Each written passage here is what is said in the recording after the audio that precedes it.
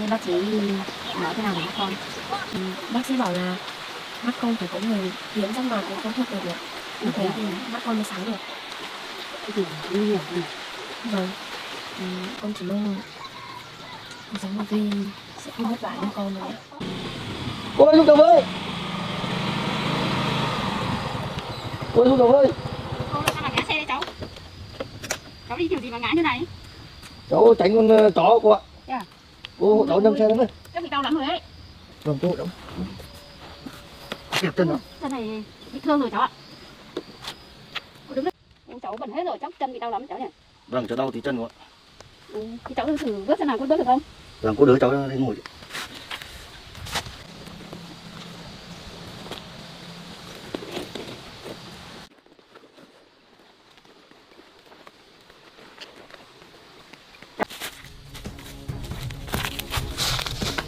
Cử động nữa. Đau lắm hả cháu? Vâng. Đau lắm hả cháu? Vâng, đau quá cô ạ. Chắc là phải đi viện rồi. Cái này là chắc là cháu không đứng được rồi.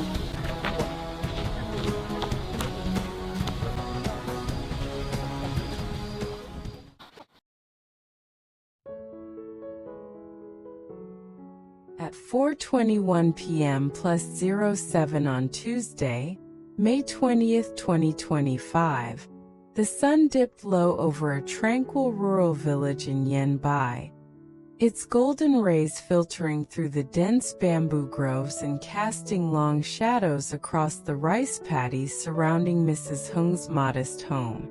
The air carried the faint scent of wet earth and the distant clucking of chickens, a familiar rhythm of village life.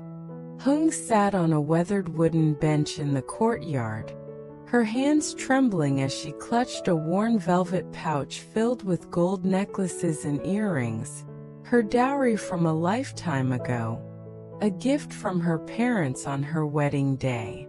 Her heart ached as she replayed the doctor's somber words in her mind. Lý Tiểu Nữ needs a cornea transplant, and the cost is astronomical.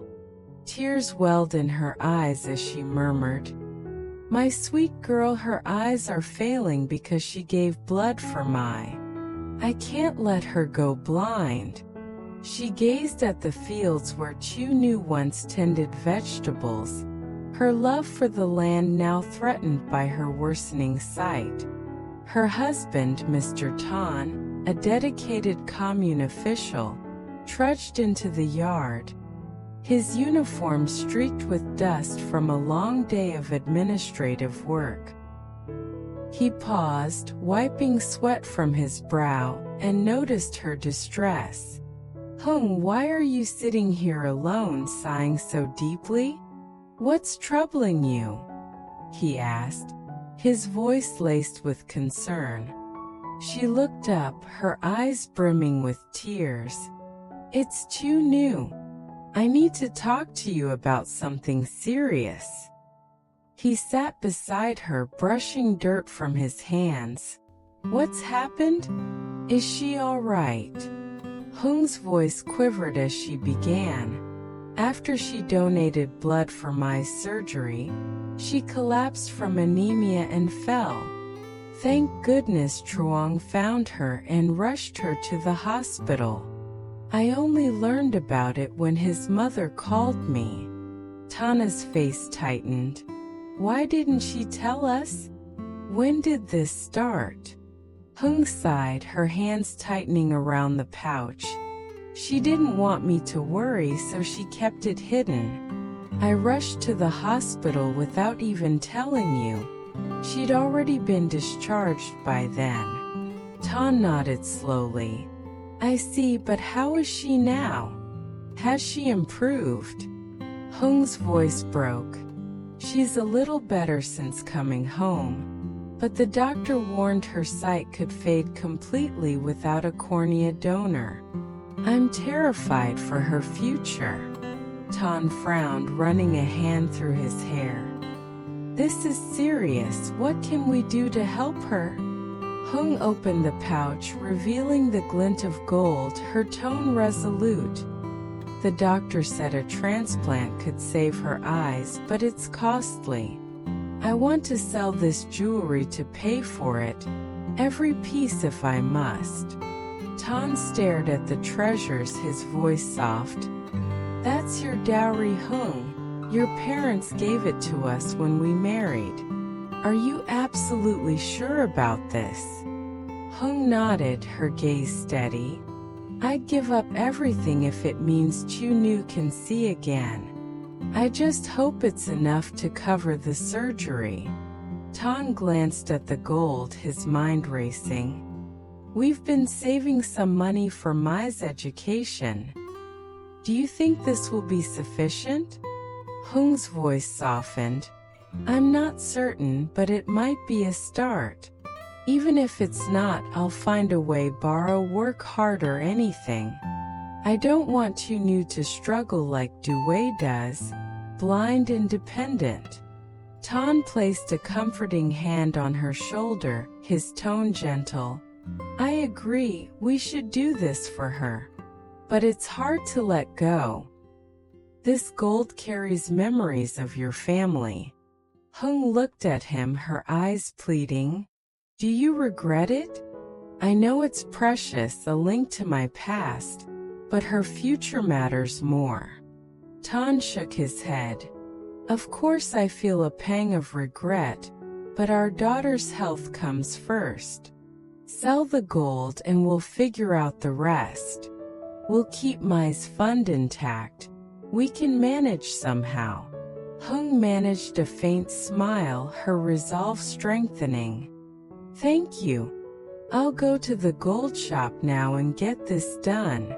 Tien nodded, his tone firm. Be careful on the road. There are thieves lurking these days. Take the back path through the fields and stay alert. She stood, clutching the pouch tightly. I will. Once I have the money, I'll head straight to Tieu. As she prepared to leave, the sound of a motorbike echoed from the village path, a reminder of the busy life beyond their quiet home. Tien watched her go, then returned to the commune office, where his colleague Tien was sorting through a pile of documents. Tien, have you finished the dossier I gave you yesterday? Tien asked, glancing up. Tien replied, Yes, it's ready. I've included all the updates from Decree number 8. Tien handed over the papers. Good. It's a new policy from the government. We need to inform the villagers. Should we call a meeting? Tien nodded. For now, spread the word among the people. If they're confused, we'll hold a meeting later. But today's Valentine's Day. Let's tighten security from 6 p.m. onward. The youth might cause trouble buying flowers or drinking. Tien agreed. I'll coordinate with the team and set up extra patrols. We'll keep the village safe. Tien added, make sure the content is clear. Highlight the key changes in the decree. This is important for everyone. Tien nodded. I'll go over it again and start informing the households. Should we prepare a notice board update too? Tien thought for a moment. Yes, that's a good idea. Post it near the market where people gather. And keep an eye on the younger ones. Last year's Valentine's Day got a bit rowdy. Tien smiled. I remember. I'll make sure we're ready this time. Anything else? Tien shook his head. Just stay on top of it. The new year brings extra work, but this policy is our priority. As Tien gathered his notes, Tien's thoughts drifted back to home, hoping her journey would be safe.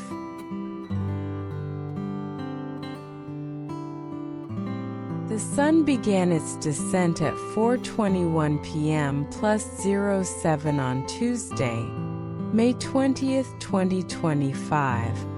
casting long shadows over the winding roads of Yanbai as Mrs. Hung approached a small gold shop near a lively market, the air thick with the aroma of oranges and the hum of vendors haggling. She stepped inside, the bell above the door jingling softly, her heart pounding with a mix of hope and anxiety.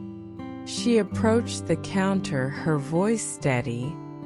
"I'd like to sell this gold one tael, including these necklaces and earrings."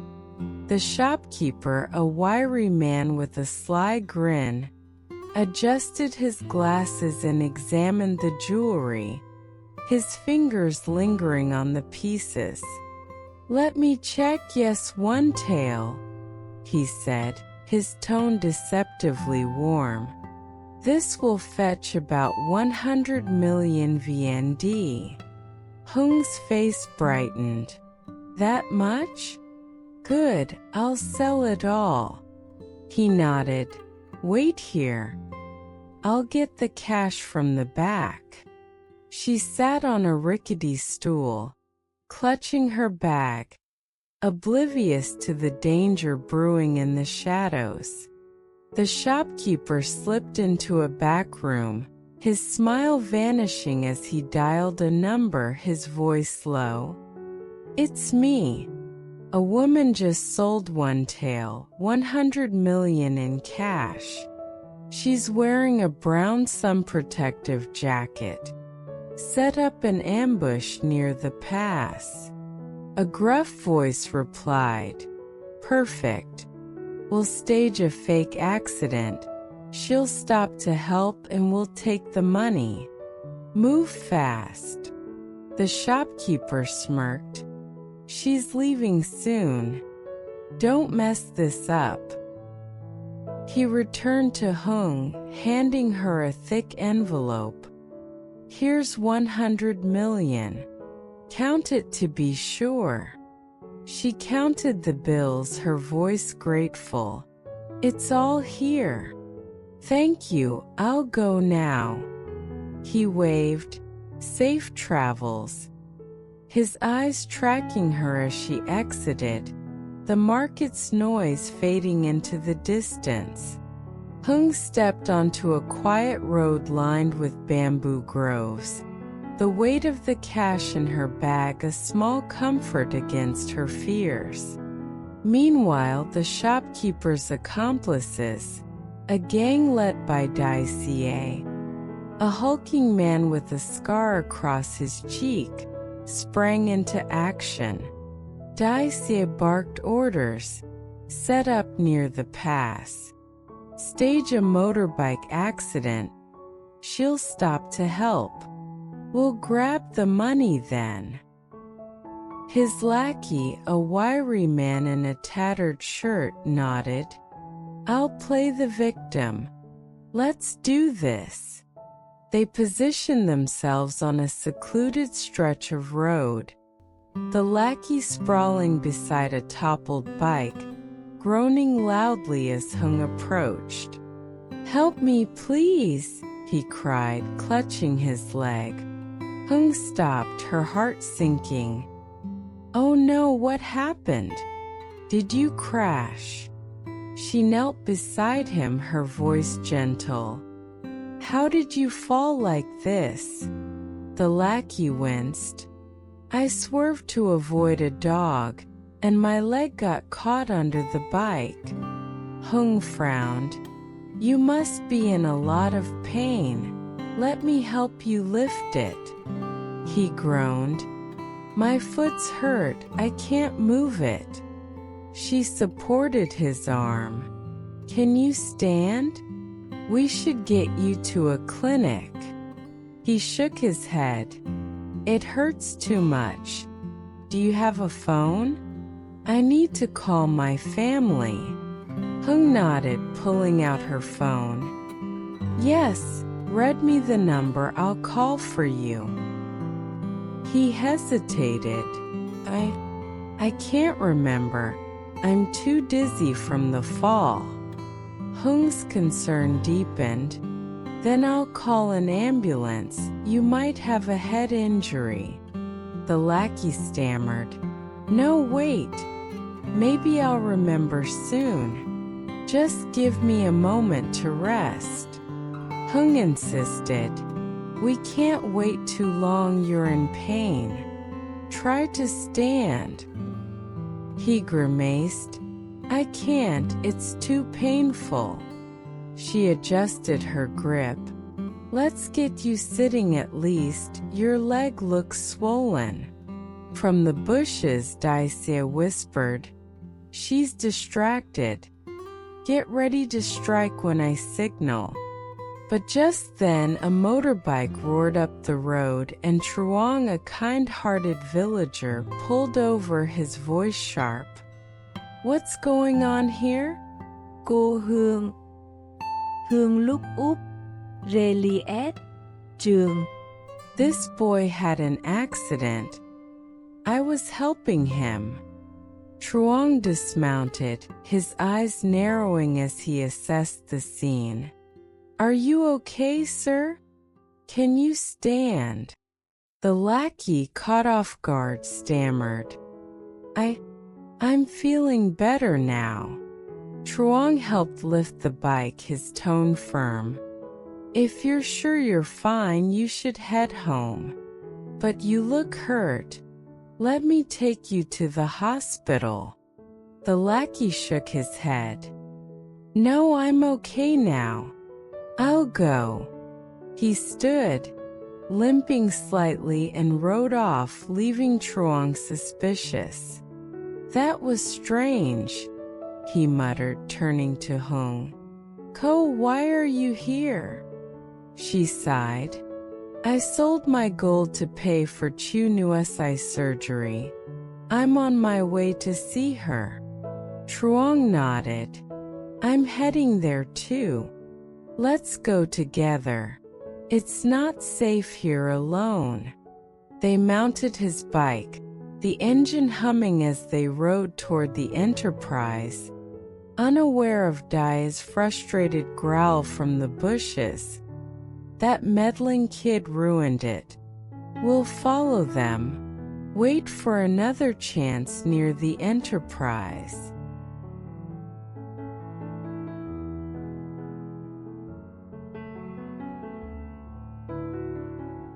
The sun dipped lower at 4:21 p.m. +07 on Tuesday, May 20th, 2025, bathing the Enterprise where Lý Tiểu Nữ worked in a soft golden light. The area featured a small wooden house surrounded by vegetable patches, where Tieu Nữ stood watering the plants, her movements slow as she squinted against the fading daylight. Her voice was soft. I'm tending to the vegetables on Truong.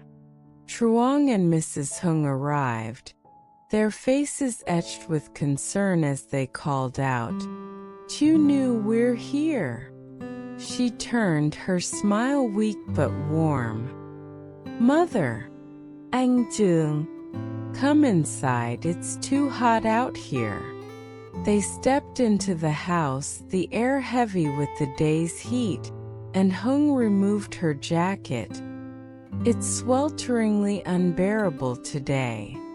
Tieu Nữ nodded.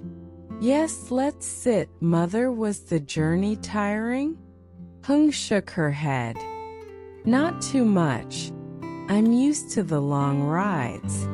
But the road was eventful. I stopped to help a young man who'd crashed his bike. Truong added, I found them on the way. I'm glad I did. That pass is dangerous, with many accidents reported. Tieu Nữ frowned. That steep pass. I've heard stories of trouble there. Hung sat, her voice heavy. Tieu Nữ, I came to talk about your eyes. Tieu Nữ expression darkened. Mother, I don't think they can be fixed. I'm managing with what I can still see. Truong interjected. Don't lose hope, I've been asking around. A friend might help find a cornea donor. Hung reached into her bag, pulling out the stack of cash. I sold my gold 100 million vind to pay for your surgery. When we find a donor, this will cover it. Tieu's eyes widened. Mother, that was your dowry. You shouldn't have. What about Mai's education? Hung shook her head. Your stepfather and I agreed, this is for you. We'll manage for Mai. I just want your eyes to heal. Truong nodded. I'll help with the fees if needed, Ko. Don't worry. Focus on Tieu's recovery. Tieu's voice trembled. Thank you, but I'll repay you when I'm better. I don't want to be a burden. Hung handed the cash to Tieu. Keep this safe. Use it for the surgery when the time comes. Tieu clutched the money, her voice soft. Did Duong really agree to this? Hung nodded. Yes, he wants you to heal. He said to sell the gold, even though it held memories from my parents. Tieu's eyes glistened. I'm so grateful. I hope I can see clearly again one day, like when I worked these fields. From a distance, Dai Xie and his gang watched, hidden behind a grove of trees, their eyes fixed on the house.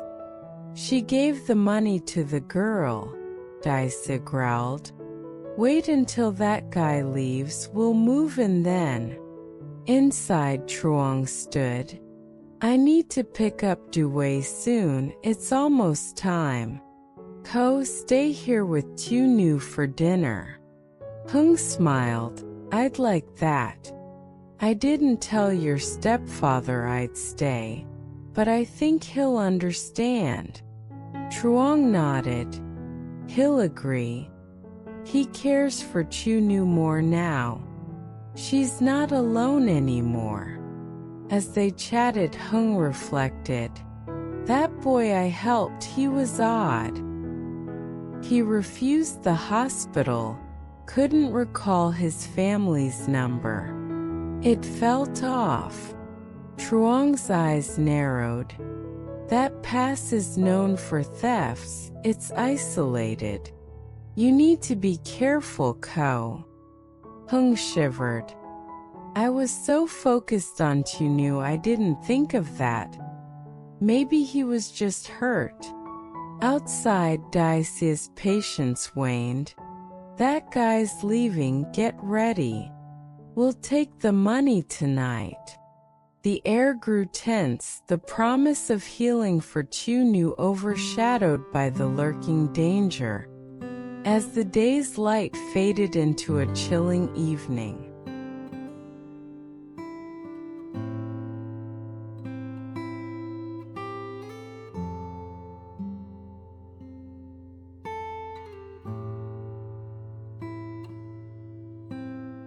Who had lost her husband several months before, I invited Phyllis to have lunch with me the next day, and we quickly established some common ground. We were about 10 years apart in age, but she had also been with her husband for about 50 years. She talked of how they met and what their life had been like. And I could tell by her stories and the warmth of her tone of voice that she, too, had a happy marriage. Then it was my turn, and all I could do was cry as I told the story of my own husband's battle with cancer and chronic pain.